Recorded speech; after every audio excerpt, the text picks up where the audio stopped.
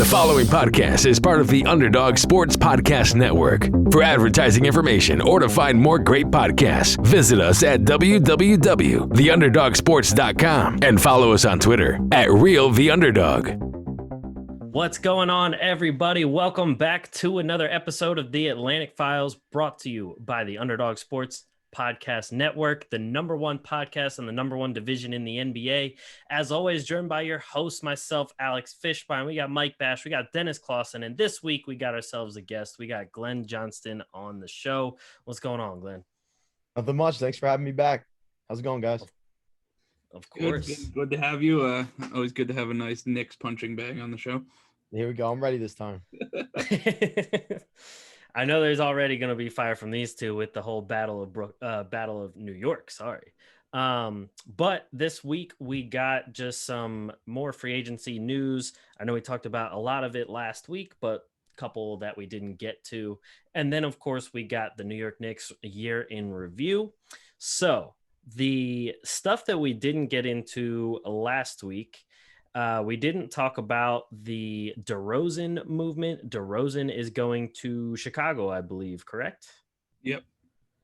So we got DeRozan in Chicago. We got a lot of re-signings. We got a lot of big contracts. I know I saw Steph Curry got another $200 million contract. Luka Doncic got his $207 million Supermax extension. Kevin Durant got another big extension from Brooklyn. And I think that was really all the huge extensions. Oh, Jimmy Butler also got one as well. But those are all kind of expected and everything. Kawhi Leonard also re-signed. Taj Gibson re-signed. Taj Gibson as well. Reggie Jackson re-signed with the Clippers. And I think that's really everybody of note. I mean, unless you guys really care about DeAndre Bembry coming to Brooklyn. Good role player. Yeah. But what do you guys think about DeRozan? I mean, does this make Chicago now top 4 in the East? No. I mean, DeRozan can't shoot. Lonzo can't shoot. Zach LaVine barely can shoot. What is wrong with you? You're already mad. That's You have three guards, and none of them can shoot. I really got mad. I'm getting three guards, and none of them can shoot over 30% from the three-point line. DeRozan could play the three, moron. Regardless, he still can't shoot. Lonzo Ball, Zach LaVine, DeMar DeRozan. Okay, and none of them can shoot. So, do you need it? You need to shoot a three-point shot to be good. No, but you need to be able to shoot a three-point shot to open up the defense. You're basic. You're generic. Alex, tell him the stats we told him last week and see if he agrees. Which ones? Yeah, we remember. Well, yeah, we had a million of them. Lonzo Ball stats last year. 14, Lonzo Ball actually didn't shoot too bad from 3 last year. 7 assists, 6 rebounds, almost 2 steals a game.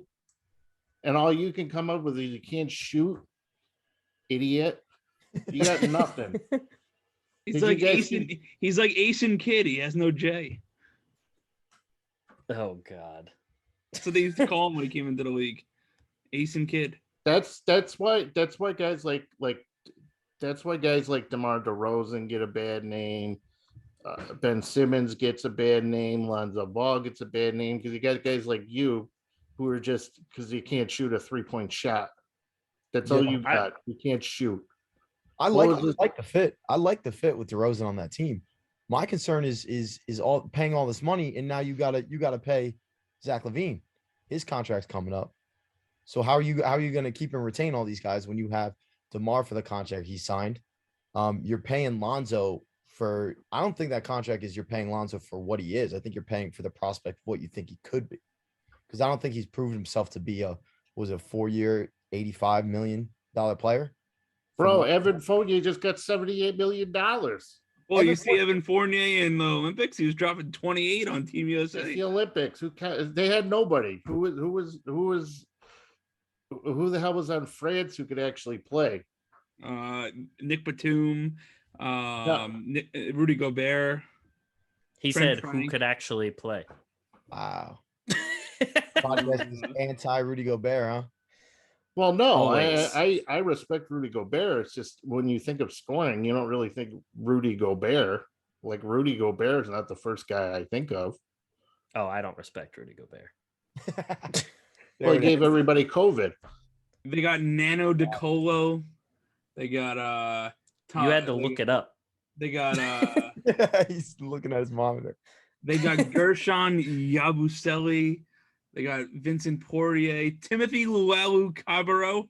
I mean, come on. TLC baby. TLC. A little tender but- love and care on the French national. Isn't he on your team? Shouldn't you have known that? Yeah, I didn't know that. My whole problem, and by the way, I think the Bulls have Zach LaVine's bird rights, so that totally makes plenty of sense. DeMar DeRozan, you're adding him to a bunch, and you're not paying. Oh, don't forget the Bulls also got Alex Caruso. And I said that last week. Well, I don't know why I keep pointing at the camera, but I'm so. But I said that last week. I said they got Alex Caruso right during the middle of our show. They got Alex Caruso. I had no idea, and that was before we even knew DeMar DeRozan was going to Chicago, and now so we're starting Lonzo Ball, Zach LaVine, DeMar DeRozan, Vucevic is still there. Vucevic. Kobe Alex White. Caruso on the bench, Patrick Williams. You're saying they're not a top 14 or potential top 14? You got the Nets. You got the Bucks. Okay. You got the Sixers. No, they're not. The Sixers aren't better than they are anymore. The Sixers have imploded. Ben Simmons is not even returning phone calls. You have Atlanta and the Heat. You have the Knicks. I mean, come on, they're not. I'm not saying they're not a playoff team. They're not a top 4 team. I don't know. The East got a lot better. It's going to be really interesting. That a boy, Glenn. The East really is the best it's been this coming year in a while. I mean, the Bulls do have Ryan Arcidiacono, so I mean, they got championship pedigree. Yeah, All right, don't come for Villanova now. I like the Bulls in the short term, but do I think they're actually a legitimate contender when you have the Nets and then you have the Bucks as well? Do I think that they're that caliber with the Heat? I don't know. I don't know if these moves really put them in that class. I think they're probably the next tier. They could be a 3 seed, but do I think that they're actually a legitimate contender now with that roster as it stands? No. Why does everybody keep talking about the Heat? Like, what is so good about the Heat? Well, I will say that the Bulls did also draft Ayo DeSumo, so I do like what they got. I mean, they have a lot of guards. It's like the anti-New York Knicks, where the New York Knicks went all power forwards. The Chicago Bulls went all shooting guards. So, you know. Wait, you don't think the Heat are a legitimate contender? No, absolutely not. You don't think Kyle Lowry adds anything to that team? You don't think that helps put him over the hump? If he's healthy, which he's not. All right, let's look at the betting odds. They're not even in the top 5. They have. We talking Bulls? The Bulls are 4th in their own division. After who? Milwaukee, Indiana, Detroit. All right, I put them way above Detroit. First off, well, our old sponsor Bovada has the Detroit at 3. What? Yeah, that's just insane. I mean, I googled a quick conference odds. We go to Vegas Insider. Maybe this is a little more reputable site. They have. I feel like that was from like last season. All right, hold on. All right, they have the Bulls 1, 2, 3, 4, 5, 6. They have Bulls 7th in the East. All right, this one's a little better of a list. Bulls 7th in the East. Nets 1. I was about to say 2, Sixers 3, Heat 4, Hawks 5, Celtics 6, Bucks 7, Knicks 8, and LaMelo Ball 9. Okay. I mean, I would definitely put in their own division. I would put them definitely 2nd. I have a little more faith in the Bulls than I do the Pacers. Yeah, Pacers. You're just sleeping on Karis LeVert. Well, Pacers. It all depends what happens with Miles Turner, right? That too. I think a lot of these teams like the Sixers, who knows what's going to happen to Ben Simmons. So it's kind of hard to gauge how they're going to end up. When I mean, I don't know about you guys. I think Ben Simmons gets moved, right? I would hope so. He's not even answering phone calls. Yeah. Are the Shanghai Sharks available for a trade? Wow. I mean, And now if go ahead, if the Alex. Sixers do end up getting Dame, as all these rumors keep suggesting, I mean, that's going to shake things up a lot, depending on who else they trade with Ben Simmons. Weren't we talking about this 3 weeks ago? Well, yeah, because it keeps getting brought up in the news. Damn it, Jesus! Like, well, let's spare Dennis and let's spare the Ben Simmons. Let's just move to the Knicks.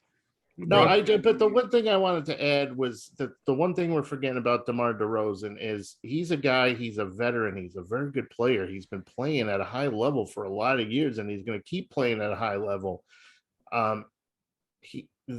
How much he's going to help the progression of Alonzo Ball and Zach LaVine is going to be huge for that team. And Glenn, I love you, man, but I don't think they're paying Lonzo Ball for what he could be, because he's already fantastic. He's a great defender. He's a great all-around player. He's not a triple threat guy like a Russell Westbrook is, but he's pretty damn consistent. Russell Westbrook ain't a triple threat either. Triple double threat. That's what you meant. Okay. Shut up, but you know what I meant. Okay. Russell Westbrook can't score from the 3-point line either, so I thought that's what you meant. I will say, though, Lonzo the last 2 seasons has shot 37% on 6 attempts.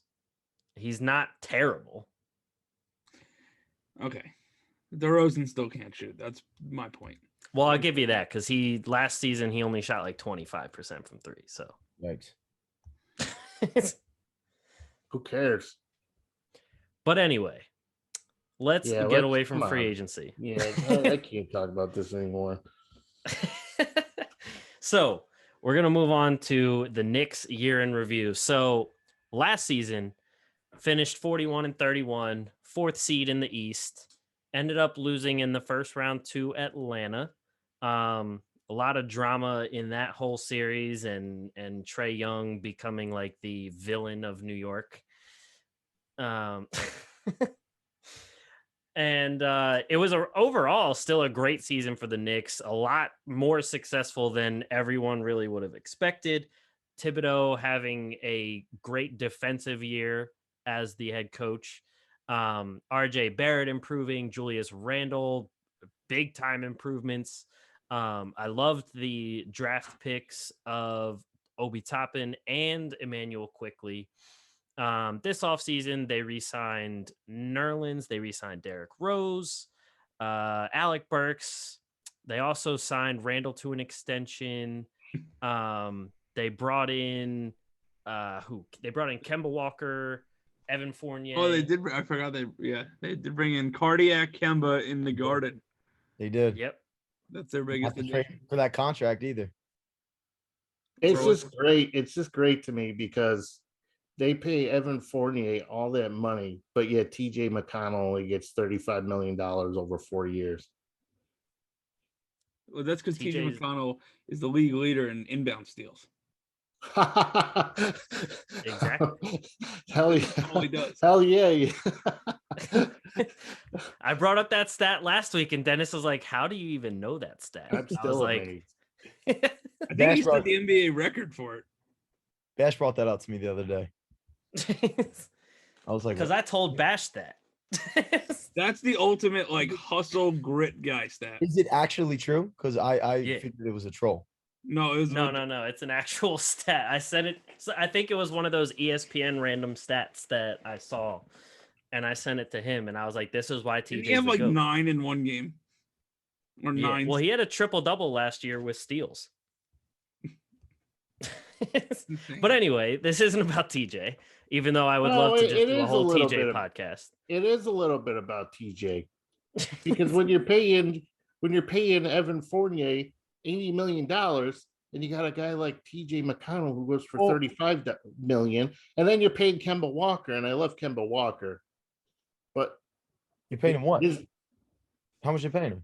$8 million a season? Dennis. Who are we talking about? What financial commitment is that? Who are we talking about here? Yeah, they Well, bought Kemba out Walker. they bought out Kemba Kemba, Walker. and then the Knicks signed him for actually pretty cheap. Yeah, But what I'm saying is that his knee doesn't work. it's a low risk move. Let's not leave numbers up to Dennis. I had to fix his tax return. He's not good with numbers. So let's leave the numbers game out of Dennis because he'll get everyone confused. I agree with the Kemba Walker thing, and I love Kemba Walker, and I hope he stays healthy. So yes, Glenn, I totally agree that is a fantastic low risk move. But I think Evan Fournier, I think in a couple of years, that's a contract you look back at when the cap raises, and you look back at that contract and you're like, okay, it wasn't that bad in hindsight. If he's getting 19.5 whatever million a season, and the last year's a team option. It's also a very tradable contract when you're trying to match salaries with a potential superstar, which is what I think, the writing's on the wall there. I think if you look at all the moves, and I think if you look at the number that Julius Randle signed to, I don't think he signs that unless he knows that this team is going to be a contender and that he has a pretty good idea that we're going to bring in a superstar too. He signed 4 years, 117 million for a guy that very well could have asked for the max. Yeah, but how many years have we been talking about the Knicks bringing in a superstar, and it's never happened?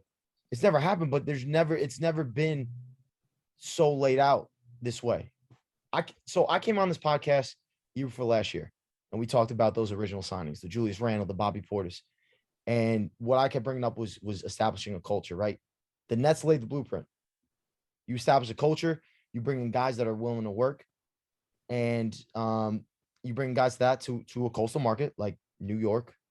You bring in guys like that, and the second you show any competency, with the Knicks showed last year, what's the next step? You bring the guys back. You commit to the guys, and you have the guys commit to you. And that's how you build a culture. That's what the Nets did with Russell and Dinwiddie and LeVert. They ended up trading those guys, but they brought them in, they developed them, and signed them, and then traded them. And they signed them. They have the best team in the league. league. That's an important part too. They signed them back.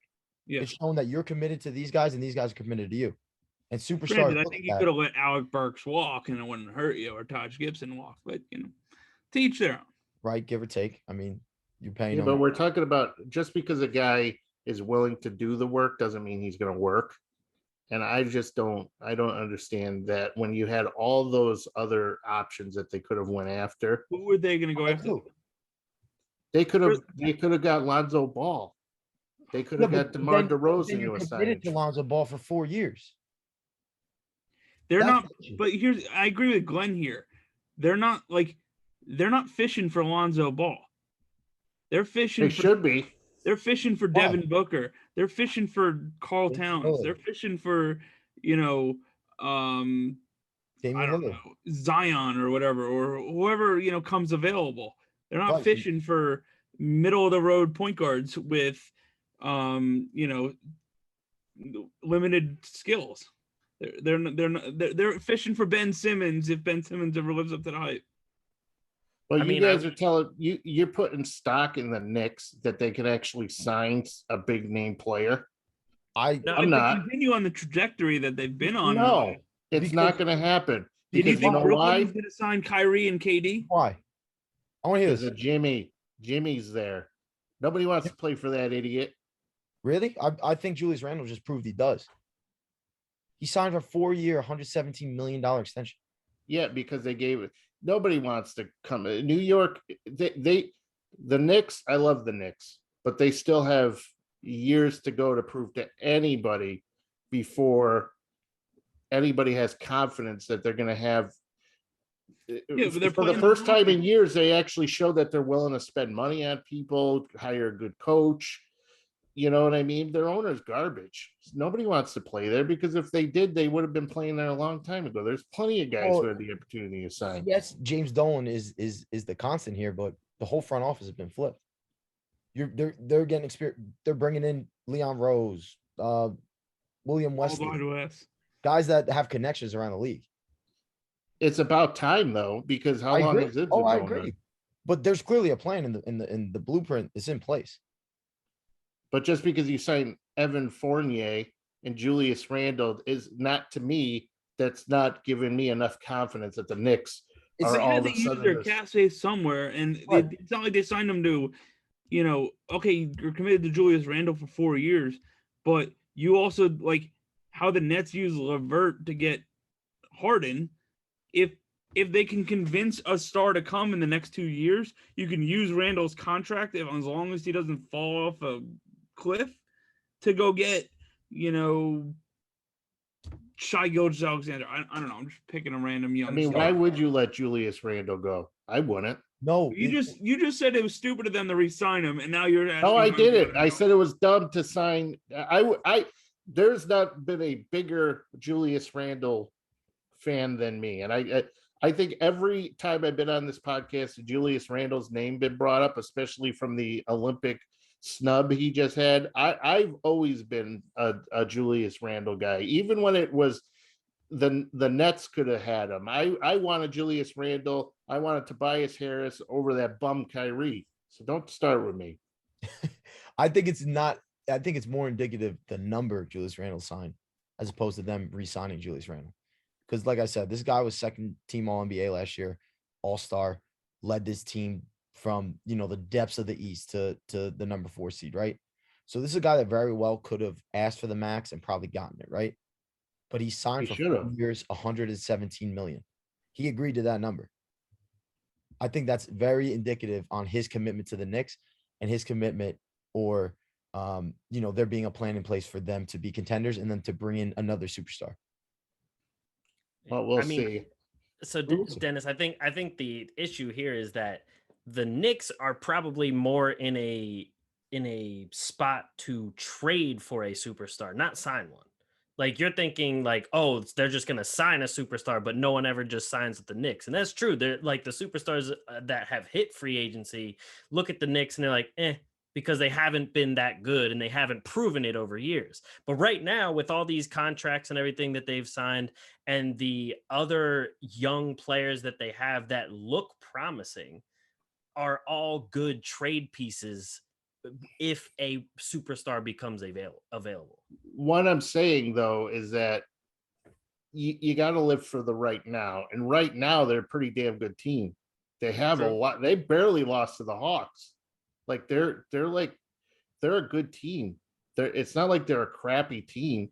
So I don't understand why they couldn't just commit that money to winning now. And winning now, there's so many other options that they could have spent money on. There's so many other big names that they could have went after. But right now, I mean, timing's important too. Right now, if you were to break the bank to try to be a contender, you're saying bring in Lonzo Ball, right? They'd have to trade for Lonzo Ball, so some assets are going out to sign and trade for Lonzo Ball. They could have done the same for Lowry, and then maybe sign DeRozan or whatever. Where does that leave this team now? But it didn't have to Nets? be a sided trade. It could have been just somebody else. That's my whole thing. Like I don't see Evan Fournier. So what are as those the guy. options? What are those options then?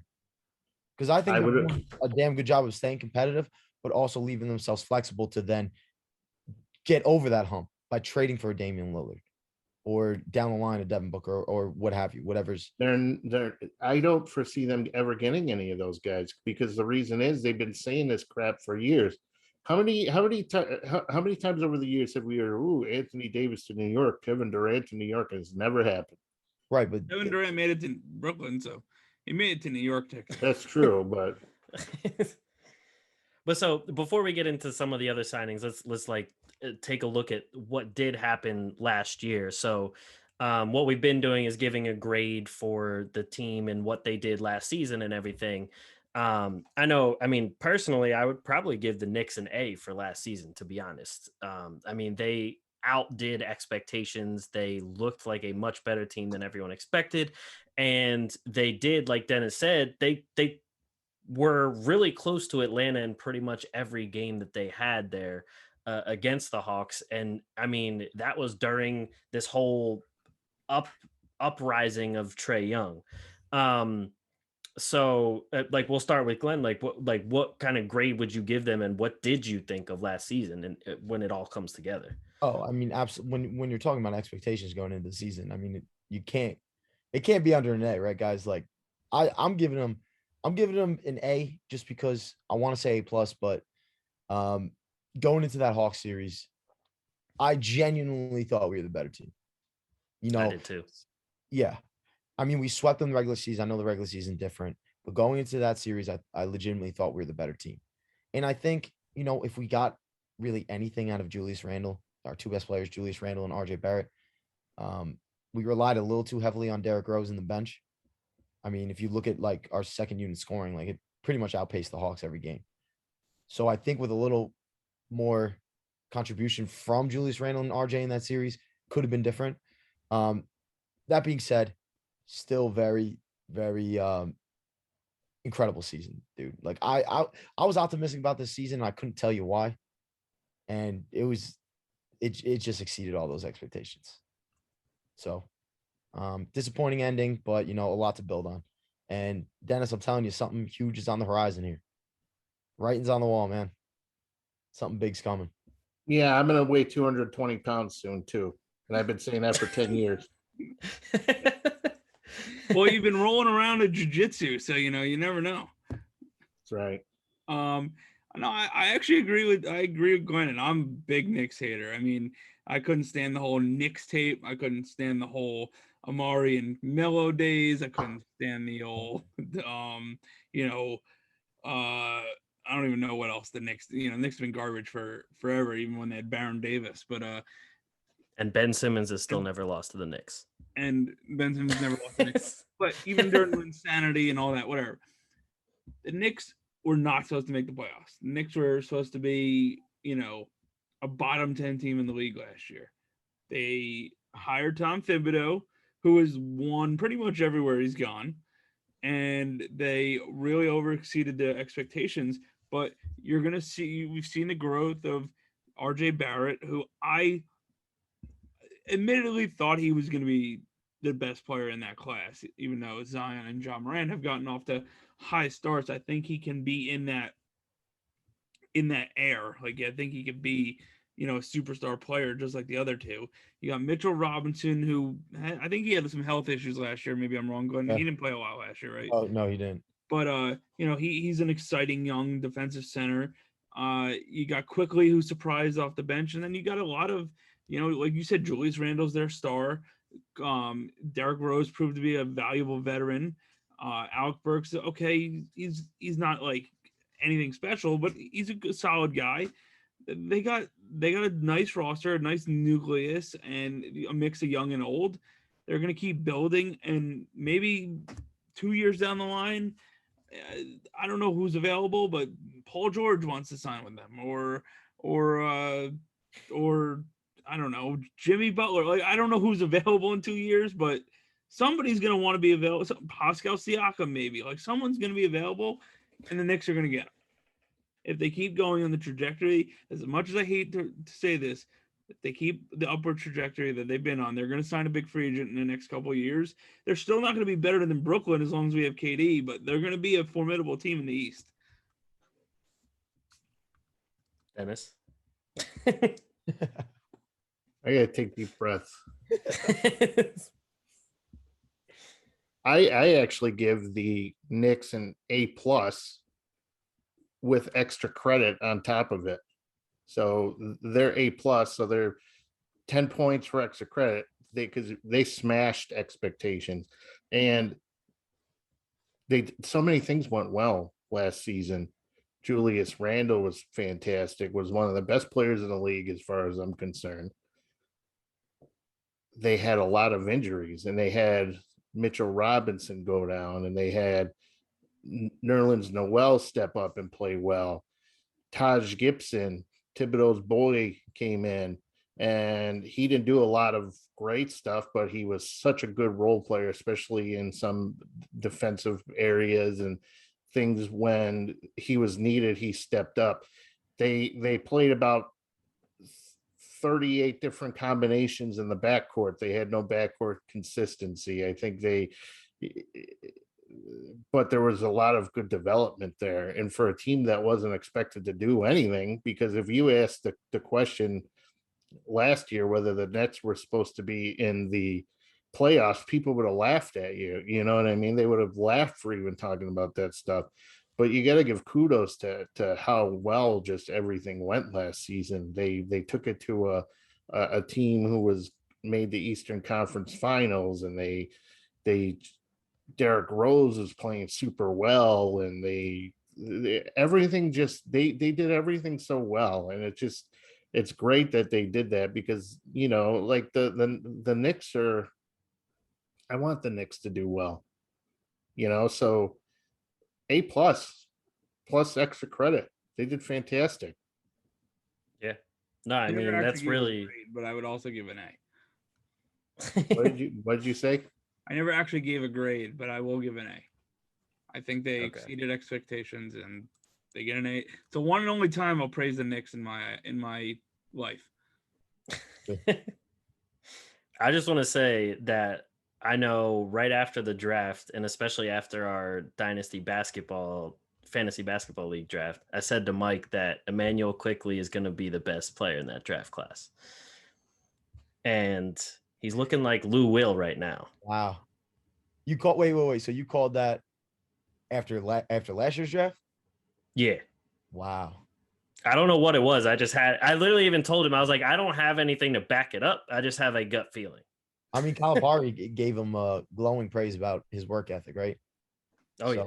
And you saw that last year. He's good, but let's slow it down before we start saying all this stuff. There were a couple games in the fourth quarter he just took over. It's like our offense was struggling. He's like, "No, I got you." Hitting big shots, 4-point plays. He just dropped 32 points today in Summer League. Yeah. Summer League. Obi topping. Obi's putting up 25 and 10 a game. I mean, anybody interested in Obi topping in Dynasty League? He's on the block right now. No, and then what was great was that Mitchell Robinson, the poor guy, got hurt a lot. Was a fractured hand, broken foot. And then dealt with it, yeah.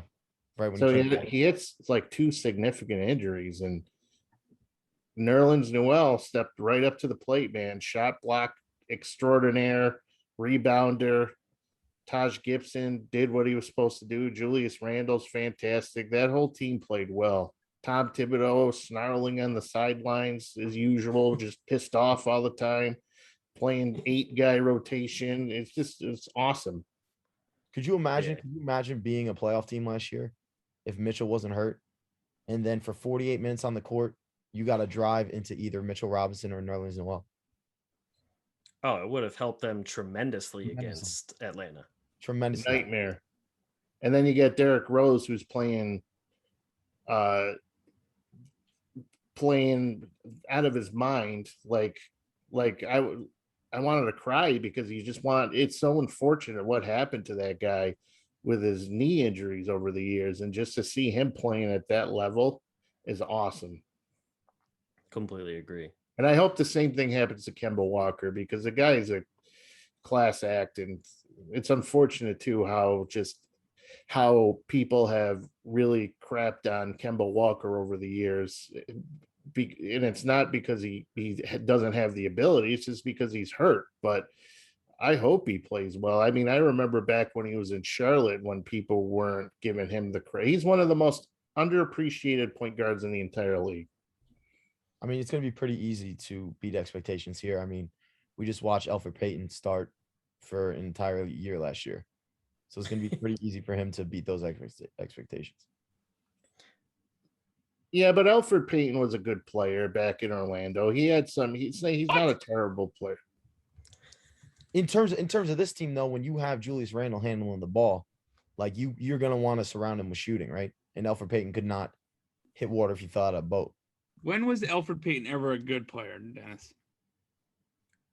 When he had the weekend haircut that like flipped up over his face. I'm growing that. No, there were times. Did you guys see the video on Instagram? There's some guy like working out in the gym with he's working out with like a hand in front of his face, like it's a contraption that he attached to his like shoulders or whatever.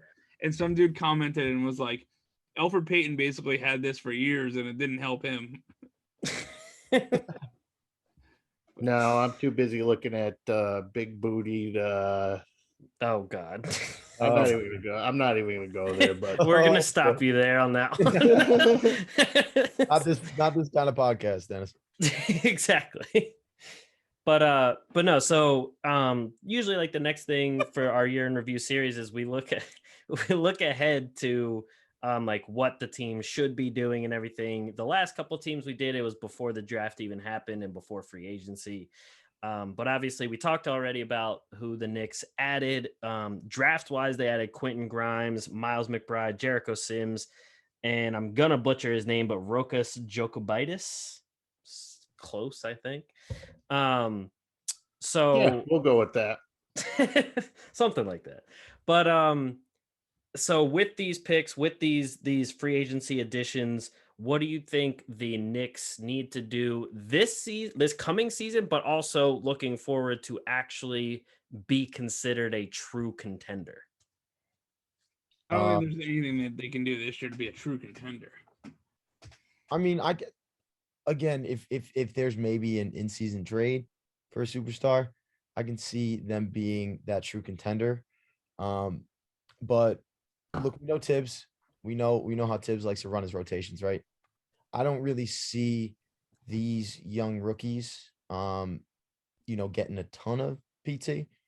When you just look at their rotation. I think for this team, again, I'm excited at the prospect of Mitchell Robinson being backed up by Nerlens Noel. So you have that rim defense for 48 straight minutes.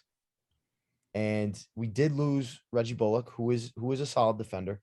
But I think in Tibbs teams in the past, you've seen how his defensive philosophy is always just funneling guys straight to that rim defense. So I think when you have high effort guys like Derrick Rose or like RJ Barrett, who improved on his defense last year, but he's never going to be a guy that's like his lateral quickness just isn't there. He's never going to be a guy that's going to be, one of these elite defenders. But when you think of that prospect with that defense, that excites me.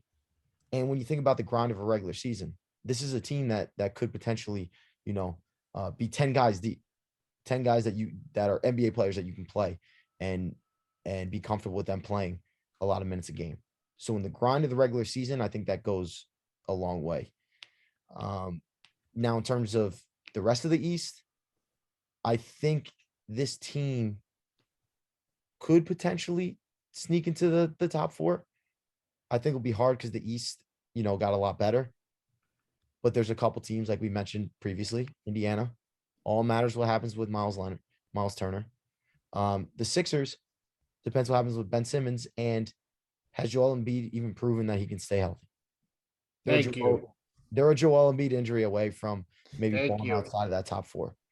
And then the Bulls, I do think the Bulls, as of right now, are probably the better team right now. Personally, I think they had a great offseason for the right now. I'd rather be the Knicks in terms of where my franchise is moving forward, but I think right now the Bulls could maybe sneak in there. So in terms of being contender, I don't really know if we're there quite yet, but we will get there that season. I think we could potentially sneak in the top four, but I'm looking at a team that may finish lower in the standings this year, yet I'm more optimistic about this team moving forward. So I would say if I had to put a number on it, I think the Knicks maybe finish 5th or 6th seed, potentially in the East. And be competitive day in, day out. But are they reaching that point where they're actually legitimate contenders yet? To be determined. We'll see what happens moving forward. That's fair. Are you a damn Knicks fan or not? I am a Knicks fan. So let's have some faith here. If the Hawks could do it, why can't the Knicks do it? The Hawks have a superstar in Trae Young. What did the Hawks even do? They re-signed John Collins to a bunch of money and he's not going to lead them anywhere. Oh, will you stop with the John Collins hate? I will not live for this John Collins hate any longer. Garbage. He put Embiid in a headlock while he posterized him. Which should be a foul. Yeah, defensive foul. Not even close to a defensive foul. He went all LeBron on John Lucas III on Joel Embiid. And with all these new rules now, Trae Young's gonna average like 7 points per game less.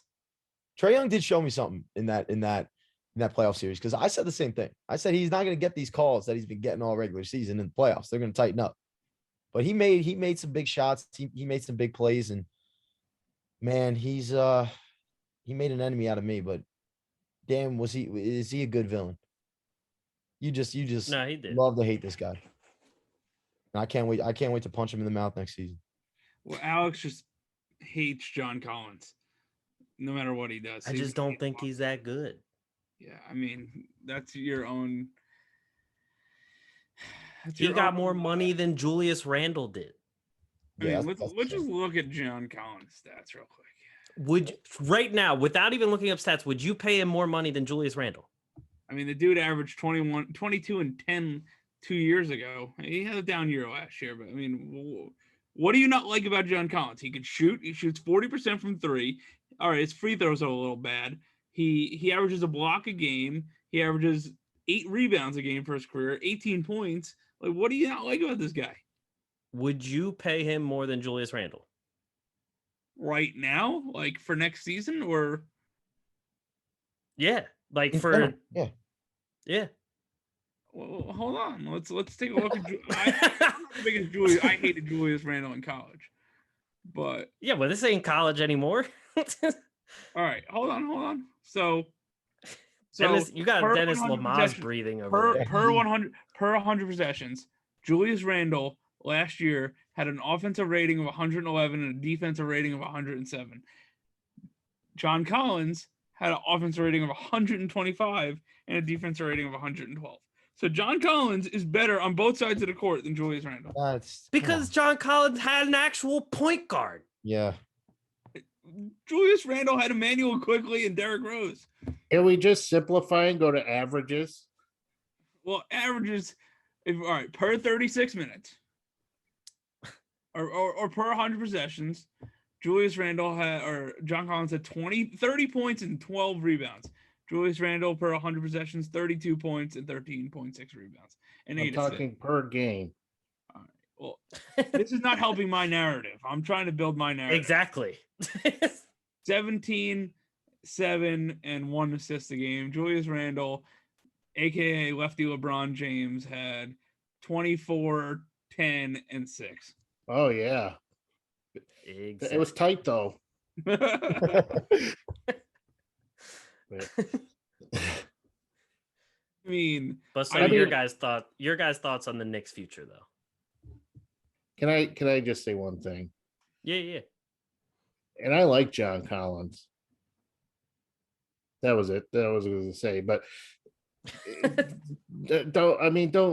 just let's not say stupid crap. I've been trying to trade John Collins in Dynasty League, but I haven't had. That's what this is. He's trying to juice his value right now. Yeah, I mean, I'm trying to flip him the Nas for the number 2 pick in the draft, and he won't bite. I won't even entertain that. I'm not even going to entertain whatever Bash just said. But Dennis, agreed. Go on. No, I forgot. I don't even know what the hell I was going to say. Anyways, I was just going to say. Actually, what I was going to say is I like John Collins, but he is nowhere near close to a value as Julius Randle is. Agreed. Completely agreed. But so what do you think about the Knicks' future, Dennis? I like their future. I think they're fantastic. The way how well they played last year, everything came together. Like I said before, the most impressive things is how well they adjusted to all these constant changes and injuries, and how well they meshed and they played together, and how it really. I mean, I know like Tom Thibodeau would play 3 guys a game. He would start 3 guys if he could, because he doesn't like to, go Alabama on people. He likes to just stick with his rotate. You know what I mean? Yep. But how well like Taj Gibson played, and how well Nerlens Noel stepped up when Mitchell Robinson went down. And Glenn is right. If those guys are healthy, it's going to be a nightmare for it to beat the New York Knicks. I mean, the Nets shouldn't have a problem beating them, but I understand what you're saying. I kind of hope the Knicks get Collin Sexton because I think Sexton and Thibodeau's system is like the perfect match. So yeah, actually, I'm glad you brought. You go. Sorry, you know me. I can't shut up when I get fired up. But that was another thing I was saying. It's like, why Collin Sexton? Why can't we get Collin Sexton? You know, I what mean, I they mean? still Like, could. Stop saying we. Glenn, let me ask you a question. Sure. We talked about Collin Sexton a few episodes ago, and I said the best fit for Collin Sexton would be the Knicks. If the Knicks could get Collin Sexton and keep RJ Barrett, and obviously I guess keep Randle, what would you be willing to give up to get Collin Sexton? Would you give up future firsts? Would you give up Mitchell Robinson? Would you give up quickly? Like, what would you be willing to part with to get Collin Sexton? And does he form, if he comes with Randle and Barrett, does he form a somewhat formidable big three? You know what? I'm lukewarm on Collin Sexton. Lukewarm? Dude averaged 4 games last year. I don't know. Like, if we're giving up, like, if you're alluding to giving up quickly, like, no, I would not do that. Just because I just think that we're giving up on quickly too quick before we even know his true value. I mean, the dude, how he played last year, like, I don't know, man. Ceiling is the roof, as Michael Jordan used to say. Ceiling's the roof. The ceiling is the roof. How does that raise our ceiling? What do you guys think? If we're giving up a piece of our future, if we're giving up like a quickly or an Obi before we really see the fruits of our labor, like, where does that put us right now? I could solve all this. Trade Evan Fournier. You can't trade him until December. Idiot, I know that, but I'm just saying when the time comes, trade him. If it's Obi Toppin, I would do the trade. If it's quickly, I would not do the trade. I don't know if I'm giving up Obi Toppin for that. Because then if we give up Obi Toppin, right, what's our rotation looking like? You're bringing. I mean, you do now have Rose, Quickly, and Sexton. Got Dwayne Bacon coming off the bench. Like, where's our wing depth at? Are you starting Sexton? Oh, yeah. You're starting him alongside Kemba, Collin and Kemba. You know, well, I think at that point, like, I would trade. We did talk about this. I forgot about Kemba. When we did talk about this earlier, they didn't have Kemba. Well, yeah, but at this point, like, I would say you would trade Toppin, but you would also trade one of those two veteran guards as well. Right. And then, so you're saying you're either trading Kemba or Rose? Yes. And in my opinion, I would probably trade Kemba. So we're saying Obi and Kemba for Sexton? Yeah. Deal. Dennis loves guys under the age of 22, so that's why. But Obi Toppin is under 22 also. No, he's not. He's not. Obi's 23. How old is Obi Toppin?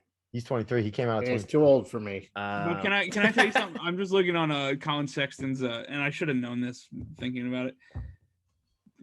Collin Sexton was one of the last parts of the Paul Pierce, Kevin Garnett, right?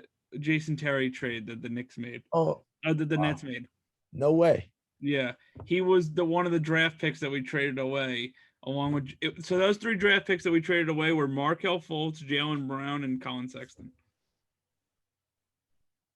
If only Markelle Fultz was what he was supposed to be. He still and could James be. Young. James Young. It was Keith Bogans, Marshawn Brooks, Chris Humphreys, Chris Joseph, Syracuse great, Gerald Wallace, for James Young, Jaylen Brown, Markelle Fultz, Kyle Kuzma. Oh, whatever. I can't follow this anymore. But you know what I'm trying to say. Bro, I saw Chris Humphreys with the Kardashian when he proposed to her. Really? Yeah, he sounded like, you guys ever see that guy on TikTok? He's like, if I had a girl with chapstick and she just, you ever see that guy? No. I have not seen that. TikToks. Like if I had a 5'4" blonde in my bed, right? Yeah, you gotta look him up. No neck guy. No, you kind of look like the anyways, 90 Day Fiance person. I don't watch that crap, Mike. I thought you were on. He only watches TikToks, not that. Well, I have to. I have an 8-year-old. So you have to watch TikTok. But that's how he sounded. He put rose petals out for one of the Kim Kardashian. Yeah, it was Kim. And he proposed to her, but he was like trying to be all like, yeah, Kim, you marry me. Oh God. That's the best. He sucks. All right, so I just looked up a couple of Collin Sexton stuff. My thing with Collin Sexton, if you're putting him on this team, right? I want a guy that's not going to suck up usage rate out of Julius Randle. Like, I want Julius Randle having the ball the majority of the time. I would love to see RJ, take that secondary, shot creator role. Sexton had a 29 usage rating last year. 29%.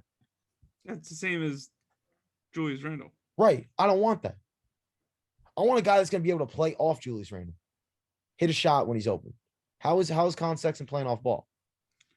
When a third of his possessions, he's either ending with the shot or an assist or turnover. I mean, that's a good question. He might. I mean, when you're talking about talent alone, yeah, he's a step up from the guys you mentioned right now. But does he fit on this team? Yeah, but I think we shouldn't get too wrapped up in advanced stats and analytics and all that stuff, because sometimes it doesn't matter. I think they would find a way to make it work. I mean, has he really played off ball before? I mean, I think it's definitely not the end all be all, but it's something to look at when you're looking if you have a chance to trade Kemba Walker, I mean, if a guy who hasn't been able to stay healthy, I mean, that would be a chance I'd be willing to take. They're not trading Kemba Walker because they can't trade him till December. I know that. I'm saying during the season. Yeah, but then why? Like, do you think the Celtics are going to trade for Kemba Walker? Like, you never know. Like, if you're making that trade, you're making it now, because Kemba Walker or Collin Sexton, Jared Allen, Evan Mobley, the trio of them, like, could hit the ground running, and then they're not looking to trade. Yeah, but Cleveland made it pretty clear that they rather have Garland than Sexton. Mm-hmm. I mean, they even said they were listening to trade offers on Collin Sexton this whole offseason. Mm-hmm. Well, maybe they just want Sexland. So, like, how does that, like, as that's their nickname with Dennis? Is that not an indictment on Collin Sexton though? Is that not telling on? I mean, feel about Collin Sexton that his it could be taken that way, but like Garland is also a year or two younger. And Garland, I think, fits their team a little bit more than Sexton, especially with Mobley and Jared Allen. And also Isaac Okoro. But the thing with Sexton, I think, is he's another guy, like, we haven't really seen him with great talent around him yet. So we don't know, like, what he would be with a little bit less of a usage rate. I mean, he's played off ball a little bit because him and Garland shared the point guard duties, and I know Garland was the better distributor of the two. And if you have, I mean, even if you had sets for the Knicks in like Sexton as a 2 guard and Barrett as the 3, I think that could work pretty well too. But I mean, it is still it would still be like a growth of Collin Sexton that we would have to wait and see like how he would do with 2 established, very good to star level players. Why? I just don't understand why all this hate for Collin Sexton from Cleveland. Like, what did he do? What did he do to them? He's one of their best defenders too. Yeah, he's probably their best player, right? Well, now Jared Allen's better, but I mean, he's probably like their best player, and I just don't understand why all of a sudden they just don't like him anymore. I don't know. It might be a fact that it might not be a part of they don't like him. It just might be that he might have the most trade value out of the guys that they're willing to move. Yeah, but why would you trade a guy who 24 points a game? Why would you get rid of that? Yeah, but he's also like, He's 6'1", like he's kind of a tweener. He's kind of like one of those point guard size guys that's like really plays like a two. Yeah, positions don't Not your matter lead anymore. distributor, but he's 6'1". He's a combo guard. Right. Yeah. Right. And he's 6'1". There's not a lot of like leeway in different lineups you can put. I mean, Trae Young's 6'1", 6'2". Yeah, but he's a much better creator and distributor. Yeah, The Cavs would rather give Kevin Love $197 million or whatever the hell they gave him, and he's like 48 years old. But they want to trade a guy who averaged 24 points a game. To be honest, though, like offensive production wise, Sexton has a lot of Kemba to him because Kemba's not much of a distributor either. I mean, and Kemba can play a little off ball, but when it came to the Celtics, Kemba played decent when he was healthy, but he wasn't much of the off ball like contributor. Right, but I just think Kemba over the years, I mean, the guy's like what? He's like a 85% free throw shooter. I think consistently Kemba's shown me that he can shoot the ball better than Collin Sexton has. I don't know if I'm buying Collin Sexton. What did he shoot last year? 39% from three. I like to look at free throw percentage over a long period of time as like a better indicator of if a guy is going to be a consistent shooter or not. Because I think 3-point percentage, if you just look at that, it could kind of fluctuate. Like you can have an outlier year. And I think Kemba's shown me more as a shooter. Like I feel more confident that Kemba can play off ball because he can shoot the ball, as opposed to me, leveraging some assets to bring in a Collin Sexton to try out this experiment. Like I do understand that Collin Sexton is a better player than Kemba right now. Like I'm not going to deny that. But in terms of this team, and considering the fact that we didn't have to give up any assets to get Kemba, like I don't know if I want to leverage more assets just to, bring in Collin and then slightly upgrade that position if it's not going to be a good fit. That's fair. Now, what if they'd have to figure out how to make this work, but I mean, Pascal Siakam's name's been floating around. What if they could orchestrate something for that? That definitely intrigues me more, I think, because Pascal's a guy that I think you can get away with playing him and Julius on the floor at the same time. I think if you want to go small ball, you can throw in Pascal there. I think there's just more versatility I can do with Pascal than I can with Collin Sexton. I don't know. They're both like what, 6'10"? Doesn't sound too small to me, but I get what you're saying. They're not, but like, I don't know. I just think that would be, there's a lot of options though that they could go. And I don't know, that would be intriguing if they could somehow manage to Collin Sexton, Pascal Siakam. I was surprised they didn't get Kelly Oubre like I thought they were. I thought he was a lock for the Knicks. Yeah, where did he end up signing? Kelly? Charlotte. That's right. Yeah, that's a name that I heard a lot that made a lot of sense to me. I mean, we are lacking, wing like perimeter defense on this team at the wing spot. If you look at it that way, I mean, we have Evan Fournier, and then we have off the bench we have Alex Burks. So, and like I said before, I know Tibbs' defense. If you look at Tibbs and the teams he's coached, with his defensive system, it's a lot of it is just funneling it to those rim defenders. Those are the backbone of that defense. As long as you have these high effort guys that are gonna, try to stay in front of somebody, they could start funneling them to these rim defenders. And that's why if you watch the Knicks last year, we gave a lot of open threes. Yeah. A lot of open threes. Because that's just how the system works. Well, Tom Thibodeau, he loves ribbing. Oh my God. I think that's a good one to end on right there. Well, mic drop. I'm gonna say the same thing, but so all right, Glenn, as the resident Knicks fan here, if you had to give a record prediction for the Knicks, what are you giving? Okay, before you answer that question, can I make a comment about Dennis right now? The dude goes to one jiu-jitsu class and he's drinking like these, like, energy, antioxidant drinks like left and right. Like I'm trying to get a sponsorship, Mike. we don't even know what you're drinking. You just keep taking the like a revitalized drink or whatever the hell it is. Yeah, I mean, what do you with magnesium? Like, who do you think you are? Like Glenn here is the should be the one drinking antioxidants or whatever. Anyway, Why don't you get off my ass? All right, I'm doing more than you are. no, you're not. Anyway, that gym, you haven't used that gym behind you, and I don't think you've ever used it. fair.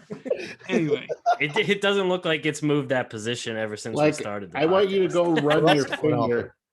I want you to go run your finger along. Alex has like a Olympic weightlifting thing on the top of his shelf behind him, and that's packaging material. Oh, okay. Is that what that is? I thought it was like Yeah. like in the Olympics they like the deadlift or whatever. I thought it was like that's what it was, but That's guarantee green you- bubble wrap. If you ran your finger along your gym, you know how much dust is probably on that thing from Tony, just the why do you years gotta do of inactivity. Look at that body. Look at that. Yep, there it is. Man, there it is. Told you. uh, Guys God. breaking my Don't throw balls stones when you about live in a glass house, Bash. anyway. breaking my balls. And Anyway, get dust out of his... Glenn, what is your record prediction for the Knicks? Shoot. What I say?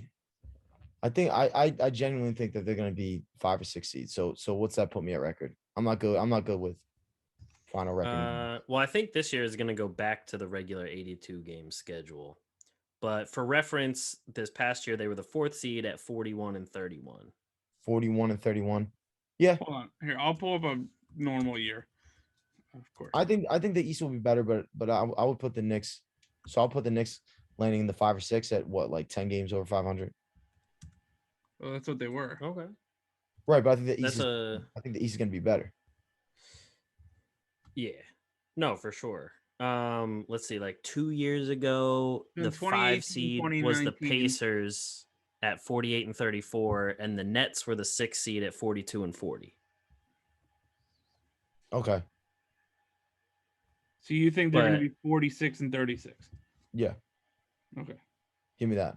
Dennis, No, I was going to say 46. I could see 46 definitely. Alex. I was going to say 45 wins. Okay. Looks like we're all in the same boat, but I'm actually going to go a little higher. I think they're going to match the Indiana Pacers record from a few years ago, go 48 and 34. Wow. I think there's something growing in the garden, which is Where's that land, Matt? Where do you have them seating wise? I have Milwaukee, the Nets, Milwaukee, the Hawks and the Heat ahead of them, so they're probably the 5.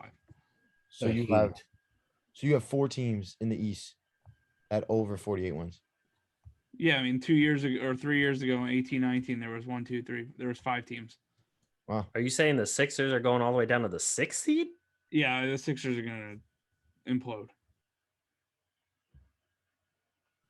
Ben Simmons not returning Ben calls. Simmons is a cancer, and Joel Embiid can't stay healthy. Yeah, the Sixers. I think the Sixers are up in the air. And Doc Rivers can't coach. Oh, wait, is he not the coach anymore? He is the coach. Oh, okay. I didn't remember if he got fired or not. Ben Simmons is too good for that team. What are they gonna? What is Matisse Thybulle gonna run the point guard for them? Like, what's going on here? Tyrese Maxey. Oh, see ya. Yeah, he was solid at some points. Well, Dennis loves him. 'cause Very he's- solid. You got Now Steph Curry. Ben Simmons is too good for that team. He should go to New York. They do have Georges Niang from Iowa State, but From Utah. We What's now that, have Drummond? Andre Drummond. Does that move the needle for anyone? Andre Oh. Drummond? No. No, maybe 3 years ago it would have. But how many times is Dwight Howard going to play for the Lakers? Enough. I mean, at this point, it was like an even swap with the Lakers and the Sixers, just swapping Drummond and Dwight Howard. This is gonna be his 3rd stint with the Lakers. You think that's even? You think that's an even swap? I don't. I think now in Dwight Howard's career, yeah. I don't think so. I think Dwight Howard is more valuable to a team than Drummond at this point. What? Yeah. I think Dwight gave them great minutes last year when Embiid was off the floor. What, the 12 minutes he played a game? That's important in the postseason. Don't get me wrong. He Yeah, did got him give far. some great Drummond minutes. got ran off the floor in the playoffs. I mean, look at Andre Drummond starting the year though last season. I mean, how many 20 rebound games did the guy have? He also started the season, I remember, in the first month, because he had made a comment that he was going to be defensive player of the year, and in the first month he did have the best defensive rating. I mean, Andre Drummond is They got ran off the floor in the playoffs. Ran off the floor. The Lakers couldn't play him. Couldn't play him. The Lakers suck. That's why. Yeah, but I mean, the Hawks did the same thing to Dwight Howard too. I mean, with the Wizards, it was the Wizards, but when it came to the Hawks, really the entire Sixers bench got ran off the floor. But that's beside the point. Yeah. Fair. But I'm not saying he's like moving the needle that much either in that direction. I just don't think it was an even swap. Now, if Bradley Beal goes to the Knicks, That's now we're talking. Now we're talking. That's 2 years from now. I was looking it up. matchmaking 2 years from now, Middleton and Beal are free agents. Why would you want Chris Middleton anywhere near your Well, team? Porzingis is a free agent too. why would you want him anywhere near your Yeah, no team? thanks. The Knicks won that trade, getting rid of Porzingis. Yeah, but Talk about Porzingis it. is not a bad player. Just his knees shot. You want to talk about a cancer though? Look at Kristaps Porzingis. True. He didn't even go to his exit interview. Everything was going well in Dallas, and his ego's hurt because he's got the future MVP of the league in Luka Doncic, because he wants the ball more. Well, good luck running the team through Kristaps Porzingis. You can't count his time though in New York. He didn't go to his exit interview that one year because he didn't want to talk to Jimmy and his stupid band. Jimmy and the shooters. Straight shots, yeah. Straight shot. Yeah. Garbage. JD in the straight shot. I don't even have to talk about his time in New York. We all heard all the rumors with Dallas and why he wants out. Yeah, I would too if I had to play for want Jimmy. out? Dallas. We're talking about Dallas now. Talking about Dallas now. He wants I to be a would number run one out of option. Dallas too. It's hot. Dennis's mind just gets cloudy whenever you talk about Luka Doncic. There's snakes. He just pictures a 22-year-old European man, and he just can't Hot. think of anything else. He really rattlesnakes all over the place. I mean, who the hell wants to go to Texas? What'd you say? Rattlesnakes all over the place? There's snakes. What are you, All Samuel L. Jackson? This podcast is going off the rails now. I think we can end it there. But so that I mean, I don't know. He's tired of those damn snakes on his plane. Have a good night, everybody. But anyway, thanks, Glenn, for joining the show again. Great to have you back on. Any kind of like social medias or anything you want to plug? No, I'm good. Just follow the Atlantic Files. That a boy. That. No Glen Johnston at onlyfans.com. No, that's on your other podcast with the big booty social media following. Ooh. Don't tell his wife. But anyway, thank you everyone for listening. Make sure you guys drop a like, drop a subscribe, and give us a rating and review. We appreciate that. Helps us out a lot. Thank you guys for listening to the Atlantic Files, the #1 podcast on the #1 division in the NBA. And make sure you check out all the other podcasts on the Underdog Sports Podcast Network. And we'll catch you guys next week. Peace.